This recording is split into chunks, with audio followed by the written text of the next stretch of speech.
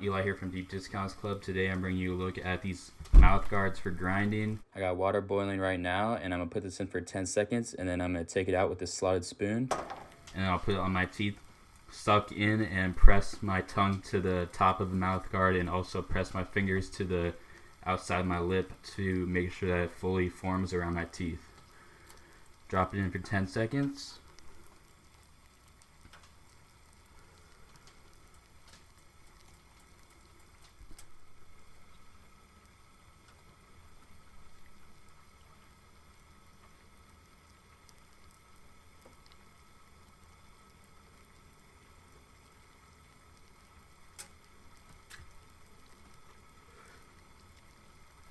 There it is, and I have my bottom retainer in. I put it around the retainer, works perfectly.